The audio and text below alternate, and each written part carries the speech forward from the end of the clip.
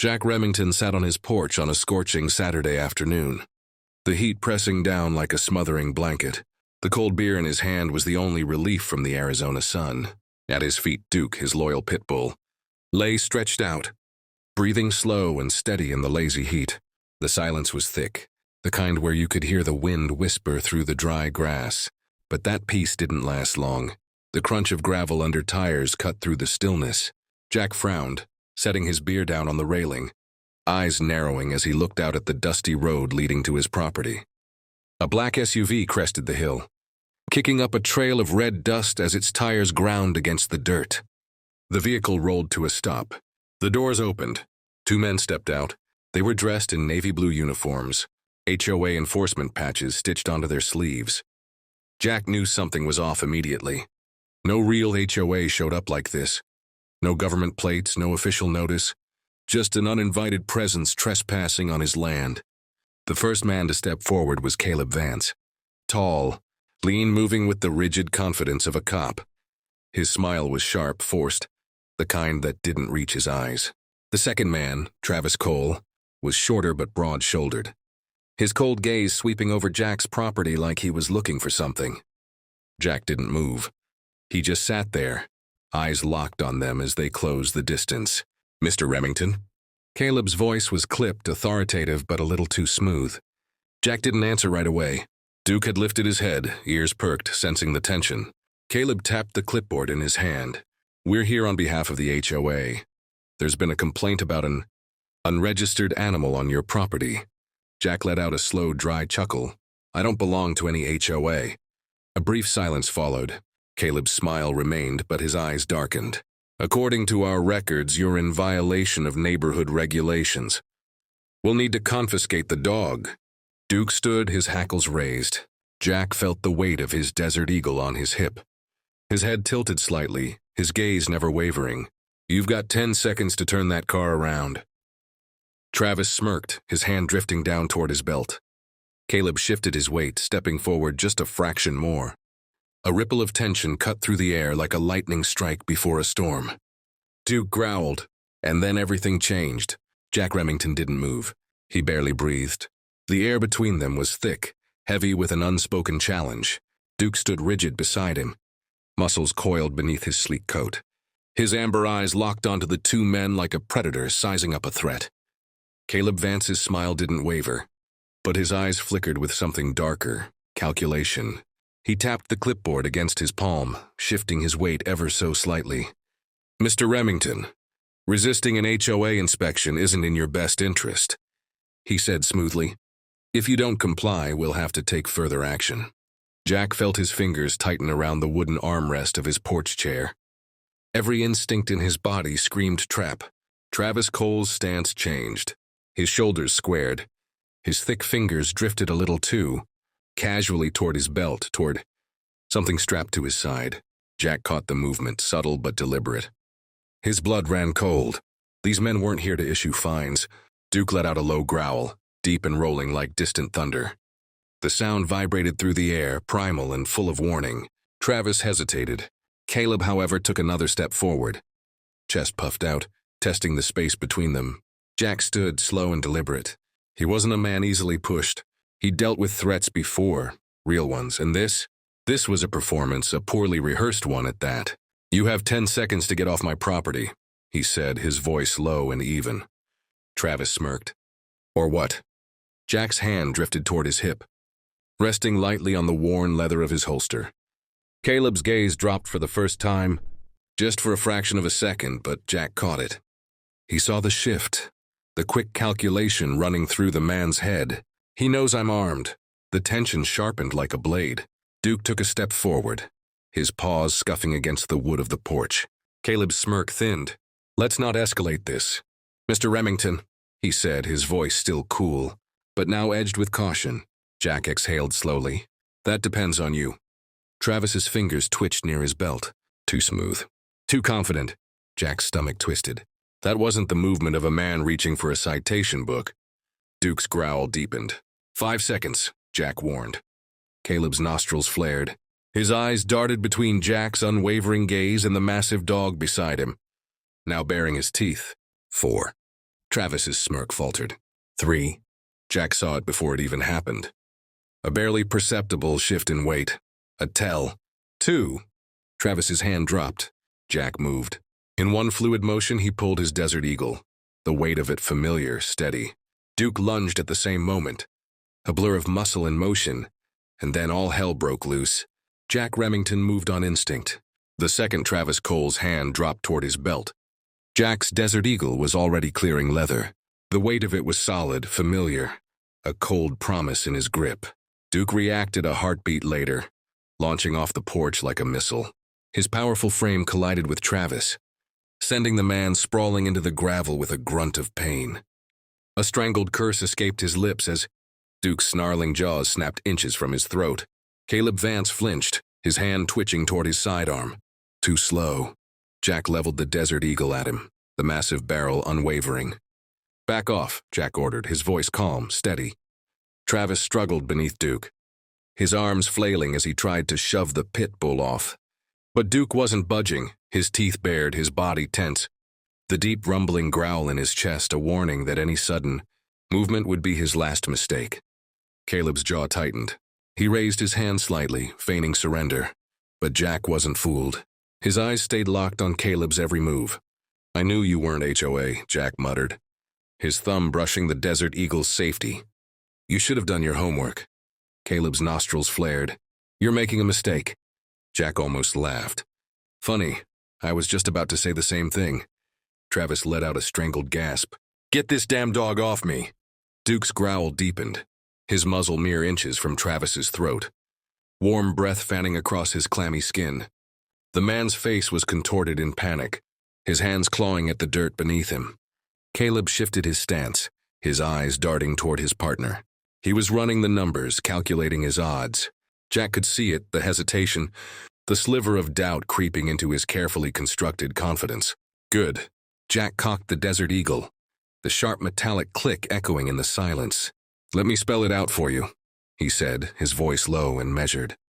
"You're not in control here." A bead of sweat slid down Caleb's temple. "Let him go," Caleb ordered, his voice sharper now, desperate. Jack didn't blink. Or what? A tense silence hung between them, thick and suffocating. Caleb's gun was steady, but Jack could see the uncertainty in his eyes. His fingers trembled, his breathing quick and shallow. The thin veneer of control was slipping. Jack's grip on the Desert Eagle didn't waver. His heart was pounding, but his hands were rock solid. 5 seconds, Jack said. Caleb's eyes widened slightly. 4. Travis let out another choked whimper beneath Duke. 3. Caleb's finger twitched over the trigger. Jack saw it. 2. Duke snarled. Jack's finger tightened on the trigger. 1. A single gunshot shattered the silence. The gunshot ripped through the tense silence like a thunderclap. Jack Remington had fired deliberately, aiming at the dirt, just inches from Caleb Vance's foot. A burst of dust and gravel shot up, making him flinch, his grip on the gun momentarily unsteady. Duke let out a vicious bark, the deep guttural sound slicing through the air. Travis Cole yelped beneath him, arms flailing as he tried to push away the beast still pinning him to the ground. But Duke wasn't moving. His jaws snapped dangerously close to Travis's throat, saliva dripping from his fangs. Jack took a step forward, keeping his Desert Eagle aimed dead center at Caleb's chest. "Last warning," he said coldly. "Drop the act, drop the gun, or I drop you." Caleb's eyes darted from Jack's unwavering stare to Travis, who was now gasping for air. His fingers twitched near his belt, hesitating, calculating.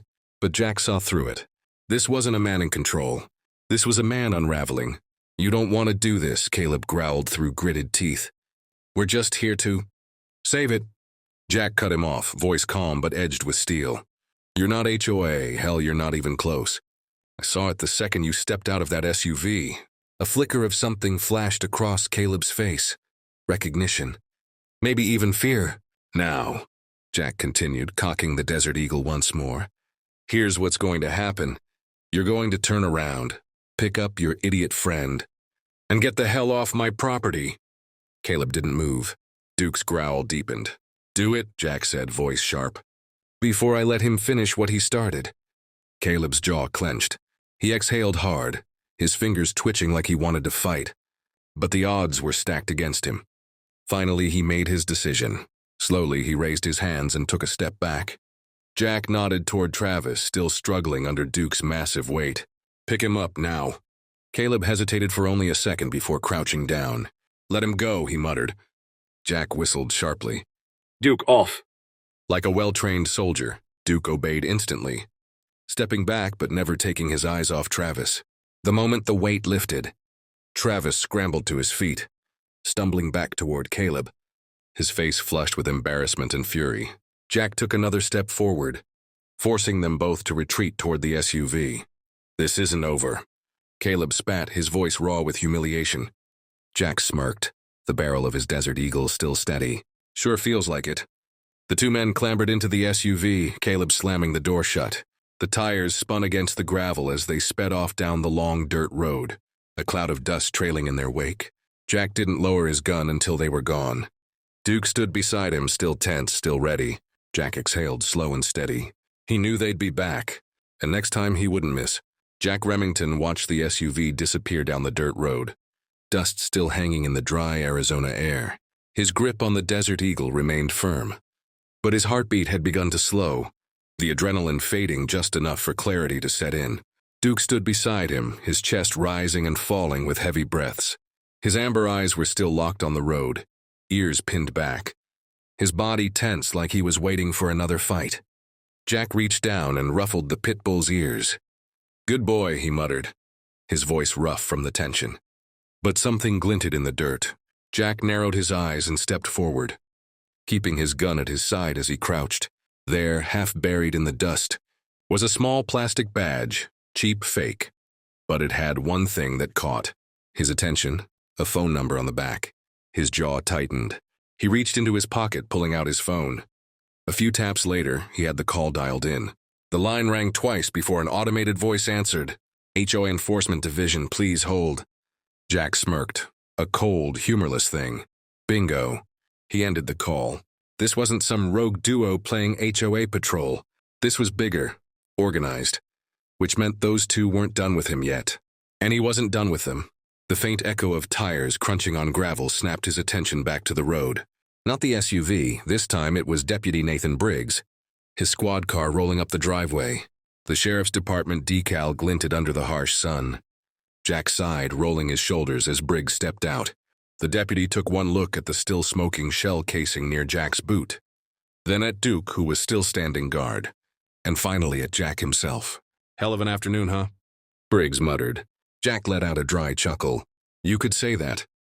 Briggs adjusted his belt, glancing toward the road. "I got a call about gunfire." "Let me guess, those two clowns in the SUV?" Jack nodded. They weren't HOA, not even close. He tossed the fake badge toward Briggs, who caught it midair. "They're running a scam. A damn good one. But they picked the wrong house." Briggs examined the badge, his brow furrowing. "Damn. We've had reports of something like this before, but nothing concrete." He exhaled through his nose. "You sure you're okay?" Jack glanced down at Duke, then back at Briggs. "Yeah, but they'll be back." Briggs studied him for a long moment before nodding. "All right. I'll start making some calls. But if they do come back..." Jack smirked, tucking the Desert Eagle back into its holster. "If they come back, they won't be leaving in one piece." Briggs let out a low whistle. "Guess I'd better be ready to write a damn good report then." Jack just smiled. The sun was setting now, casting long shadows across his land, and he knew this was far from over. Jack Remington stood on his porch long after Deputy Nathan Briggs had driven off. The deep rumble of the squad car fading into the desert night. The sun had dipped below the horizon, bleeding streaks of orange and purple across the sky. The Arizona heat had finally begun to ease, but the tension in his chest remained. Duke sat beside him, still on high alert, his ears twitching at every distant sound. Jack ran a hand through his fur, grounding himself. His mind replayed the day's events, Caleb Vance and Travis Cole, their fake HOA act, the threats, the gunshot, and the way they had scurried back into their SUV. Humiliated but not defeated. They would be back. Jack knew men like them. Scammers didn't take kindly to being outplayed. And whatever operation they were running, it was too polished, too organized for them to just walk away. They had a bigger plan, but so did he. He stepped inside, placing his Desert Eagle on the worn wooden table by the door. The weight of it was reassuring, a silent promise that if they came again, they wouldn't get a second chance. His boots echoed against the hardwood as he walked to the kitchen. He grabbed a beer from the fridge, twisting the cap off, with one hand before taking a long pull, cold, sharp, familiar. He exhaled slowly, rolling his shoulders, trying to let the tension bleed out. Duke patted inside, his nails clicking against the floor. Jack tossed him a treat, watching as the dog caught it effortlessly. Hell of a day, huh, boy? Duke thumped his tail against the floor but didn't relax. Smart dog. He knew it wasn't over. Jack sat down, pulling the fake badge from his pocket. The cheap plastic reflected the dim light overhead. He turned it over, staring at the number printed on the back. The so-called HOA Enforcement Division. He had called once. This time he had a different plan. Jack reached for his phone, but before he could dial, his porch light flickered. He froze. Duke let out a low growl, his ears pinning back. Jack slowly turned his head toward the front window. The car sat at the end of his driveway. Not the same SUV, a different vehicle. Unmarked, dark, watching. Jack's grip on his phone tightened. His free hand drifted to his holstered gun. His pulse slowed, not from fear but from calculation. They weren't done, and neither was he. A silhouette shifted in the driver's seat.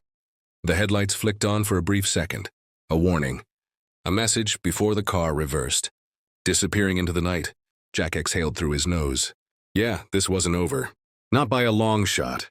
He stood, rolled his shoulders, and finished his beer. Then he reached for his gun. Next time they wouldn't be the ones knocking. Next time he'd be waiting.